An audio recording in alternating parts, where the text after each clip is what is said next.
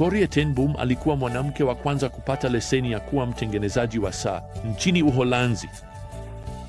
Alifanya kazi na baba yake ambaye jina lake lilikuwa Caspar katika biashara hii ya familia ya utengenezaji wa saa. Kwa kweli walikuwa wote wamefanikiwa sana. Corrie na familia yake walikuwa wafuasi waaminifu wa Bwana Yesu. Wakati wanajeshi wa Adolf Hitler walipovamia Uholanzi, familia hii ilianza kuwaficha majirani wa Kiyahudi ili kuwazuia wasipelekwe kwenye kambi za mateso. Walijenga chumba cha siri. Ilikuwa kabati kweli ambamo Wayahudi waliokuwa wakikaa nyumbani kwao wangeweza kujificha kila wakati nyumba ilipokuwa ikitafutwa na Gestapo. Nimewahi kutembelea nyumba hii binafsi na nimeona kile chumba kidogo cha siri ambacho kilijulikana kama mahali pa kujificha. Kwa jumla takriban Wayahudi 800 wa rika zote waliokolewa kwa juhudi za Corrie na familia yake. Hatimaye mtoa taarifa aliwasaliti na Corrie na dada yake Betsie na baba yao Caspar. Wote walitumwa gerezani. Caspar alikufa huko wiki 2 baadaye. Corrie na dada yake walitumwa hatimaye kwenye kambi ya mateso ambapo Betsie alikufa baadaye. Kabla hajafa alimnong'oneza dada yake Corrie hakuna shimo lililo na kina kiasi kwamba Mungu sio wa kina zaidi. Naam, hatimaye Corrie aliachiliwa. Lakini kutokana na uzoefu wake binafsi katika shimo hilo siku hizo za giza za mateso na ukosefu, alipata fursa ya kusafiri duniani kote, nchi kama 60 kwa jumla, akitoa ushuhuda wake wa uaminifu na msamaha wa Mungu na kuwaambia watu kuhusu mahali hapo pa kujificha maalum. Naam, katika Zaburi 57 una ushuhuda wa Daudi ambaye angeweza kusema kitu sawa, hakuna shimo lililo na kina kiasi kwamba Mungu sio wa kina zaidi. Shimo la Daudi lilikuwa pango la giza na huzuni.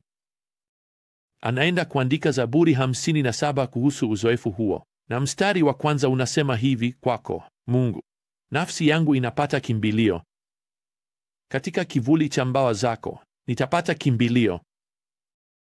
Sasa kwa kusema kwa njia nyingine, Daudi kimsingi anasema, wewe Bwana ni mahali pangu pa kujificha. Sasa kichwa cha Zaburi sura ya 57 kinasema miktamu, yaani ushuhuda wa mafundisho wa Daudi alipokimbia kutoka kwa Sauli katika pango. Sasa naamini hii inahusiana na maelezo yaliyopatikana katika Samueli wa kwanza 24, tukio ambapo Daudi alikuwa akijificha katika pango. Pango hilo liko katika eneo la jangwa la Ein Gedi na anajaribu kutoroka kutoka kwa mfalme Sauli. Na mfalme Sauli anajaribu kumtafuta ili amue. Sasa hili ni eneo lenye milima, limejaa mapango ya chokaa, na wachungaji wangetumia mapango haya kufungia kondoo wao usiku. Basi mfalme Sauli anafika na askari wake 3,000 na wanajikuta katika pango lile ambapo Daudi na watu wake wanajificha ndani.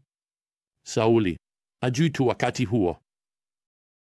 Kitabu cha kwanza cha Samueli sura ya 24 na mstari wa 3 unasema kwamba Sauli alifika kwenye mazizi ya kondoo njiani ambapo kulikuwa na pango, na Sauli akaingia ili kujisaidia. Biblia inarekodi hapo kwa njia ya karibu ya kuchekesha kwamba Sauli anahitaji kwenda chooni na anachagua pango hilo. Sasa unaweza kushangaa kwa nini Mungu angeandika maelezo kama haya, unajua, ya wazi kama haya, lakini naamini ni kuonyesha jinsi Sauli alivyo katika hali ya udhaifu kabisa wakati huo. Na maanisha una hawa askari wote wanasimama nje wakisubiri nje ya pango. Sauli ameenda ndani ya pango, anachukua muda wake, labda anasoma gazeti, na hapa ndipo nafasi ya Daudi inatokea. Na maanisha hii ni fursa ya kumaliza maisha ya Sauli, lakini Daudi anakataa kuinua mkono wake dhidi ya mpako wa mafuta wa Mungu. Yuko tayari kusubiri Mungu amkomboe kwa wakati wake. Sasa hapa katika Zaburi 57 na mstari wa 2 anamwaga moyo wake na anaandika hivi: namlilia Mungu aliye juu, kwa Mungu anayekamilisha kusudi lake kwangu. Sasa kumbuka, Daudi anamwamini Bwana kutimiza kusudi lake la kiungu kwa maisha yake. Ni nini hiyo? kupata kiti cha enzi hicho. Kweli si rahisi kusubiri wakati uko hapa kwenye pango na una fursa ya kumaliza maisha ya mfalme anayejitahidi kukua. Sasa hapa katika Zaburi 58 Daudi anakubali kufadhaika kwake juu ya ukosefu wa haki wa ulimwengu unaomzunguka, jinsi ilivyo ngumu kusubiri wakati anatendewa isivyo haki, isivyo sawa. Hiyo si rahisi kufanya kwa njia wakati unaishi kwenye pango, unapopitia matibabu yasiyo ya haki yanayokufanya uteseke kutokana na ukatili wa watu katika ulimwengu wako. Labda uko hapo sasa hivi, unateseka kutokana na ukatili na labda una nafasi ya kumaliza, lakini hautafanya hivyo kwa sababu si sawa. Kweli Daudi anamwita Mungu hapa kuleta hukumu juu ya wale wanaompinga Mungu. Hii ndiyo tunayoita zaburi ya laana. Kwa hivyo Daudi anaomba sala ya laana. Sasa huhitaji kujua jinsi ya kuandika hilo kwenye mtihani wa mwisho, lakini hii tena ni sala ya kuomba hukumu ya Mungu juu ya wenye dhambi. Mtu akisoma zaburi hii anaweza kufikiria hii si njia nzuri ya kuomba. Nikuambie mpendwa, hii ni upande mwingine wa Mungu ambao dunia haipendi. Wanataka Mungu ambaye ni mwenye upendo wote na mwenye rehema zote, bila haki yoyote, bila utakatifu wowote. Na maanisha wanataka Mungu waliyemuumba wao wenyewe kwa kweli. Wanataka Mungu waliyemuumba ambaye kamwe atakuwa hakimu. Kwa nini? Kwa sababu hakimu hutoa hukumu. Yeye anatekeleza kiwango cha kile kilicho sawa na kibaya, na dunia inataka kuondoa aina hiyo ya Mungu. Wanataka kuondoa Mungu ambaye ni hakimu.